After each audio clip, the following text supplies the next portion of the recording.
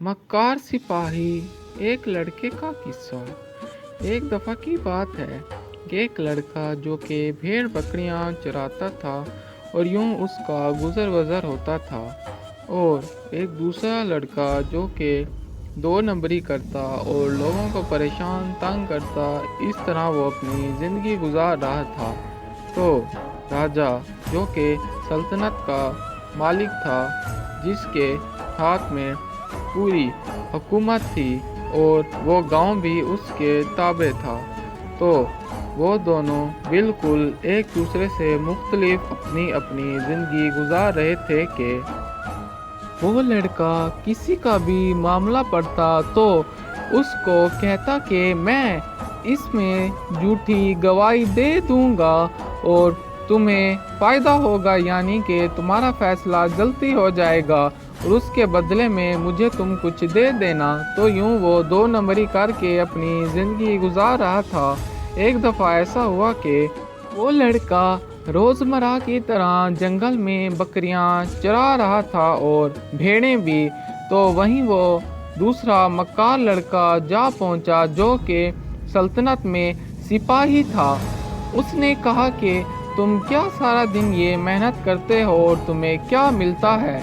मुझे देखो, मैं सल्तनत का सिपाही हूँ और दूसरे काम करके अच्छी खासी मालो दौलत बना लेता हूँ। तो उस लड़के ने कहा कि मैं तुम्हारी इस दौलत पे लानत भेजता हूँ, जिससे उस सिपाही को गुस्सा आ गया और उसने ऐसा किया कि एक दफ़ा वो जब भेड़ें चरा रहा था तो एक भेड़ को चोरी कर लिया और इल्ज़ाम लगा दिया कि इसने भेड़ें चोरी की हैं। तो फैसला बादशाह के पास पहुंचा तो बादशाह ने उस नौजवान को एक दिन का वक्त दिया कि तुम अपनी बेगुनाही को साबित करो।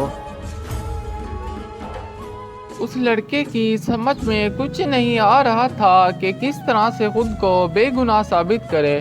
तो अगले ही दिन वो फिर से अदालत लगाई गई जिसमें उस लड़के का फैसला होना था। तो सब मामला सुनने से पहले ही बादशाह ने कहा कि मैं तुम्हें आज़ाद करता हूँ तमाम इल्ज़ामों से। तो पास खड़ा सिपाही बौखला गया और अपनी बौखलाहट में उससे कुछ ऐसी बातें निकल पड़ी जिससे उस लड़के की बेगुनाही साबित हो गई। यानी वो लड़का कहने लग गया कि नहीं नहीं, यही दोषी है, मैंने अपनी आंखों से देखा इसको बकरी चुराते, ऐसी वैसी बातें करने लग गया। हालांकि उसने बादशाह से कहा कि बादशाह सलामत, मुझे गांव के लोगों ने आकर कहा कि इसने हमारे माल मवेशी चोरी किए।